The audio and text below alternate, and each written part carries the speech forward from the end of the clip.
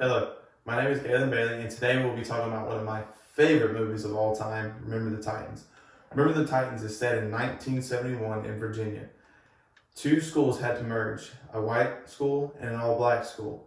When these two schools converged, the football team had a giant mountain to overcome.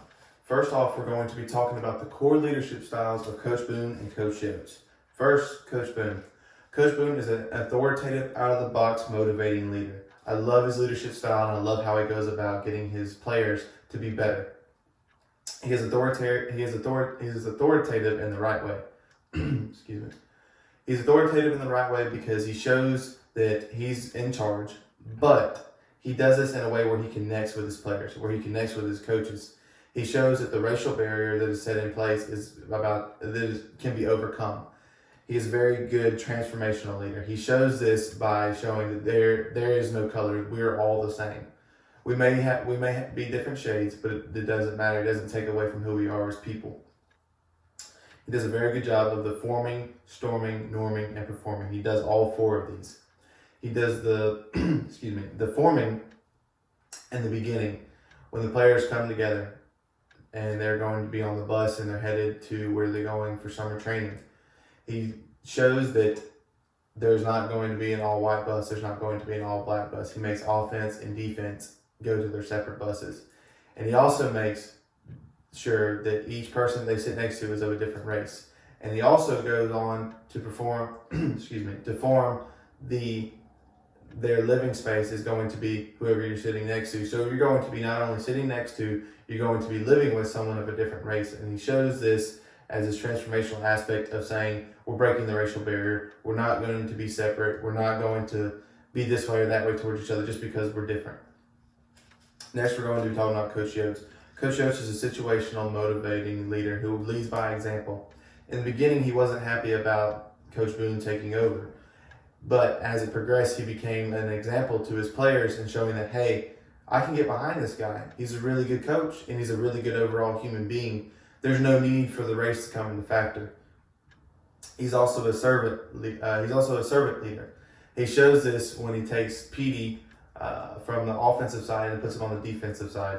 He shows this servant type leadership because he adapts to his needs. And he also shows this situational leadership in that aspect by taking something and twisting it and showing a better result, and also giving Petey the love and attention and the coaching that he needed. And that also shows his coaching type of style of leadership. Next, we're going to talk about what we want to emulate and what we do not want to emulate. What we do want to emulate is the sacrifice, the motivating, the out-of-box leadership styles, the coaching, the transformational, the teamwork, and the servant styles of leadership. All these wrapped together to not only show Coach Boone, and it also shows Coach Yost, and it even shows some of the players along the lines of things that we would want to emulate. Gary Bertier and Julius become really good friends. In the beginning, they hated each other. And you can see Gary Bertier is actually the leader and captain of the football team. And the person he has to look up to is Coach Yost and Coach Boone. And he emulates what they did. So why should we not emulate what they did? Next, we're going to talk about what we do not want to emulate. We do not want to emulate the in-the-box type of persona and the in-the-box mindset leadership styles. One person that portrays this the most that comes off to me is actually Alan's father. Alan's father is the bigger gentleman that is a very racist, in the box, hateful leader to his son Alan. And Alan does a good job of not necessarily listening to that, but he also it's been portrayed so much on him that he actually kind of takes on some of that, and he thinks about it without knowing it. Another person that comes to mind is Ray. Ray is one of the tight ends on the team who is a very closed-minded, I'm not playing with blacks, I'm not going to be coached by a black coach. And in the beginning of the movie, Coach Boone says that he'll never cut a player. Later on, Ray is cut, but he's not cut by Coach Boone. He's actually cut by his best friend, Gary Bertier. And you can see the closed-mindedness throughout the movie. You can see the hatred throughout the movie, the fact that he cannot get over this racial barrier, and he can just be a bad, toxic person. And I'm not saying that he's necessarily a leader in this movie, but those thoughts and those actions can lead other people to think the same way and keep people behind. Next, what we're going to talk about is the scene with a type of followership and a leadership style. The scene I'm going to be talking about is one of my favorite scenes inside of the movie.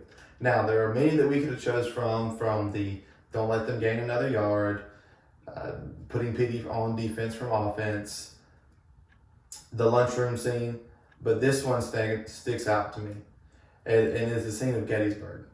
So what happens is the alarm goes off at 3 o'clock in the morning. Coach Boone and Coach Oates are outside, and Coach Boone, as all of his players come in, and says, "Gentlemen, it's early, it's late, it's 3 a.m." On this journey that they take a long run to Gettysburg. It's the cemetery of Gettysburg. And the cemetery of Gettysburg, he stands in front of his players and he has a speech with them. He talks about how 50,000 men died fighting the same fight that we're fighting now. And it shows that what they're going through now is what they've been going through. The racial tension, the hatred, the prejudice. We have to get over that. We have to leave it behind. And he uses his transformational leadership in this aspect for his followers. He wants to transform them from the thoughts that they've had, the thoughts they are having, to we're going to be a team. We're going to work as one. It doesn't matter if you're white, blue, black, or orange. It doesn't matter. We have to overcome this racial barrier and this prejudice that has been running through our history and our blood for years. We have to get over this. He uses his motivating and coaching style for this, that what we're going through it's either going to break us or it's going to make us, and breaking us isn't an option. So this is where we have to come together or we'll fail. And the type of followers that he has in this is not only just his players, but some of the coaches as well, because some of the coaches had their doubts until this point. They would be the alienated followers. They feel that they're on their own. They cut themselves off. They're not really willing to listen.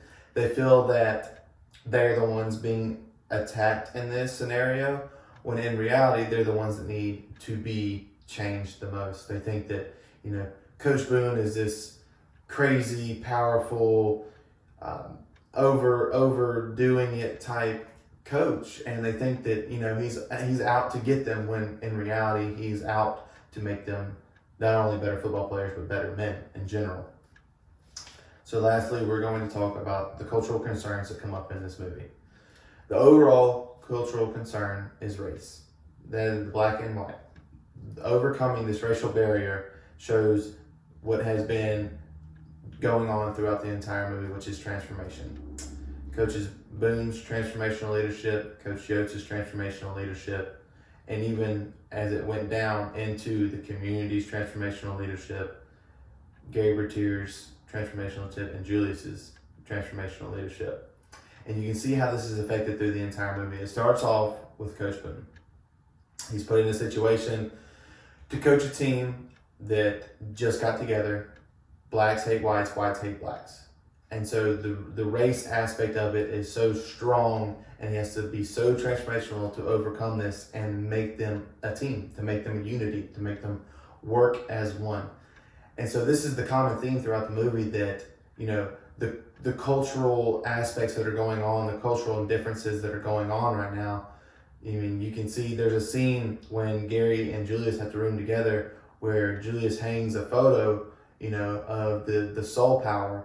And Gary's like, I'm not looking at that for umpteen amount of weeks. He's like, I'm not looking at that. And he's like, well, you're just going to have to close your eyes, Superman, because it's not going down. And so they end up fighting, and it becomes to where they embrace each other's differences at the end of camp when they come together. And he asks, and Gary asks Julius, what kind of power you got? He's like, I got soul power. And they end up loving one another and being teammates with one another and accepting each other for who they are. Another part that we can see this in throughout the movie is when Louis Lastic and Rev become really good friends, and they start singing the Temptations in the lunchroom together. And some of the other guys, they're still split up at this point. Whites are sitting with whites, blacks are sitting with blacks, and they're not joining as one. And Coach Boone asked Julius and he asked Gary, he's like, you got anything about your teammates? He's like, they both said no. He's like, all right, well, we're going 3 days and you're going to report back to me every day with a different teammate of a different race, different color. And this goes on, and it finally takes to the very end for Julius and Gary Bertier to talk, and he says, attitude reflects leadership. And this is a big overarching thing that shows that the reason why people are acting the way they are is because of the leadership that they have in place. And the leadership that they have in place now is the one that is positive, that's motivating, that's coaching, that's transformational, that's loving, caring. All of it wrapped into one is all centered around Coach Boone. Denzel Washington does a very good job in this movie of portraying Coach Boone and showing what he had to go through and how he had to handle his players to make them become one. Thank you.